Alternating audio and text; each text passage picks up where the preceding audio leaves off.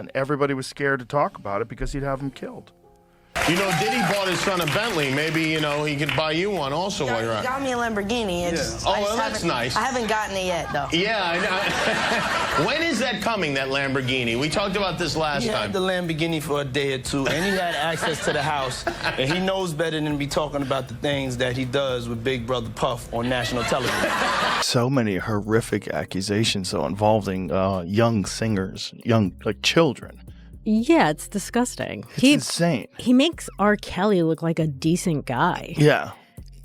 It's so crazy. It is crazy. Months ago, I was really struggling mentally and emotionally, and just there was so many things that were adding up, and I wasn't able to enjoy any of the things that I owned. That stuff's not going to matter to you. None of the actual things did anything because I was so hurt and I was so confused and I was so sick, and there was all these things, and I was like, I can't, you know, there's like, you just can't, like you said, you can't enjoy the actual physical, tangible, like, things that money offers, right?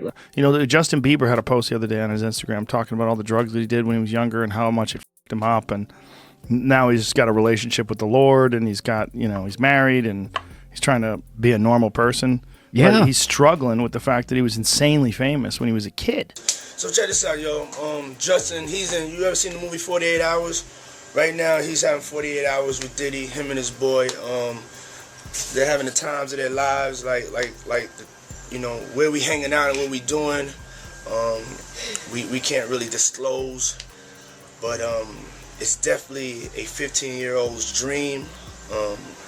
You know, I have been given custody of him. You know, he signed to Usher. I'm signed to Usher. I had legal guardianship of Usher when you know he did his first album. I did Usher's first album. I don't have legal guardianship of him, but for the next 48 hours, he's with me. So we had seen these videos of Justin Bieber being handed over to him at age 15. Great job. And for his weekend with Diddy camp. I mean, we don't know, but it certainly looks like Justin Bieber is still suffering the fallout from whatever happened to him as he was coming up the ranks of the music world. It really doesn't seem worth it. I mean, I'd love to hear more from his camp about what's real, because it's clear he's suffering. We just don't know from what. And what mother out there would give her 15-year-old boy over to a grown man who's in the rap industry for a weekend with Diddy camp without other adult supervision? What's up, man? You good? I'm good. How are you? All right, young brother, everything's good? Everything's Selling great. out arenas and everything? Yeah. Starting to act different, huh? You ain't been calling me and hanging out the way we used to hang out. Well, I mean, you try to get in contact with me, you know, through all my, partners and whatnot. Mm-hmm. But you never really got my number, so. Right. Okay. My number? Yeah. I'm gonna tell you my number. Yeah. It's 5. Joe Rogan has never been one to shy away from controversy, but this time, even his most loyal fans were left stunned. On his massively popular podcast, Rogan let loose a scathing monologue after learning about what allegedly happened between music mogul Sean Diddy Combs and a young Justin Bieber. What Rogan uncovered wasn't just disturbing, it was chilling. Allegations of strange rituals, psychological manipulation, and a pattern of behavior that many say went unnoticed for far too long. This isn't just a scandal, this is a reckoning. It all began with whispers, the kind you hear backstage in hushed conversations behind closed doors in Hollywood, rumors of powerful people engaging in bizarre symbolic gatherings. For years, people dismissed these stories as conspiracies, but as the Diddy investigation continues to unravel, what once sounded far-fetched is now being backed by footage, documents, and first-hand accounts. Joe Rogan dove deep into the rabbit hole, and what he found left him furious. On his show, Rogan referenced a resurfaced clip, a long-forgotten interview where Diddy himself claimed to have custody of Justin Bieber for 48 hours when Bieber was only 15. At the time, it sounded like an over-the-top celebrity moment, but today that clip takes on a much darker meaning. Diddy casually spoke about spending time with Bieber, hinting at undisclosed activities that he framed as every teenager's fantasy. It's definitely a 15-year-old's dream, Diddy said, but no one ever really asked, a dream by whose standards? Rogan was blunt in his reaction. "That's not a dream. That's grooming behavior disguised as mentorship," he said. While being careful not to jump to conclusions, Rogan pointed out the very public signs that something was wrong. Justin Bieber has often spoken about his troubled youth. From mental health breakdowns to sudden spiritual awakenings, his journey hasn't been typical, even by celebrity standards. In an emotional Instagram post, Bieber once admitted he was overwhelmed by fame, isolated, and confused during his early years. He turned to faith and marriage to find stability, but many now believe he was trying to heal from something far deeper. That healing, according to Rogan, is evidence of long-term psychological harm. Then came the footage. Leaked videos from inside Diddy's private gatherings have recently surfaced online. What they show isn't illegal in itself, but it paints a picture of control. Large estates decorated with occult-like symbols, elaborate themes, strange performances, guests dressed in robes. It all raised eyebrows. Experts Rogan consulted said many of these elements resemble real-world ceremonial imagery designed to manipulate, not entertain.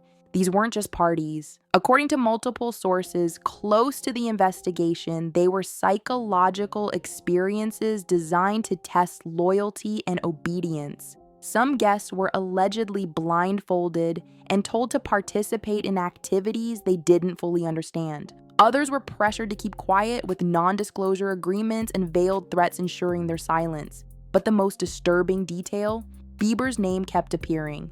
Flight logs reviewed by federal investigators place Bieber at several remote properties owned or rented by Diddy. Former employees, emboldened by whistleblower protections, told journalists they saw Bieber isolated during some of these trips, looking dazed, withdrawn, or unusually quiet. One security staffer said he never looked happy around Diddy. He always looked like he was walking on eggshells. Rogan found that detail particularly enraging. "This isn't some industry party gone wild," Rogan snapped. "This is manipulation. This is a system built to break down young stars and control them." He then pointed to a disturbing trend: young artists like Justin who rise fast, then crash just as quickly. The pattern is there: they shine, they fade, and some never come back, and the ones who do, like Bieber, come back different. Rogan's comments echoed what many fans had feared for years. Behind Bieber's music, fashion, and chart-topping success was a teenager trying to survive in a world designed to exploit him. What's worse, Rogan said, is the culture of silence surrounding it all. "How many people knew?" he asked his listeners. "How many celebs were at these parties? How many influencers, producers, managers? You think none of them saw this stuff and thought it was wrong?" His voice grew louder with each question. And yet, no one spoke up. Not until now. One of the most damning revelations was that Diddy never directly denied any of the strange behavior. His legal team released vague statements calling the allegations false and motivated by money, but they never addressed the core claims. They never explained why so many people, from security guards to former assistants, told the same story. They never explained why Justin Bieber had to retreat from the spotlight, cancel tours, and rebuild his life from scratch. Rogan, who has long criticized power structures in Hollywood, said Diddy's downfall is just the beginning. Joe Rogan made one final call to action: if you knew and you said nothing, you're part of the problem. If you stayed silent to protect your brand or your bag, then you're complicit. Period. It was a powerful statement and it's resonating. The internet exploded with reactions. Hashtags like #Justice for Bieber and #Investigate Diddy trended for days. People who once idolized Diddy began deleting old posts. Media outlets started digging deeper. And perhaps most importantly, Justin Bieber's fans rallied around him with overwhelming support. Despite the darkness of the revelations, Rogan ended his monologue on a hopeful note. Justin made it out. Not everyone does. He found faith. He found love. That doesn't excuse what happened, but it shows that healing is possible, and maybe now speaking out will help others do the same. The story is far from over. The court cases, the testimonies, and the potential fallout still loom large. But one thing is certain, the silence has been broken. And thanks to voices like Joe Rogan's, more people are finally paying attention. Whether justice will be served remains to be seen. But what was once kept in the shadows is now front and center. And this time, the world is watching.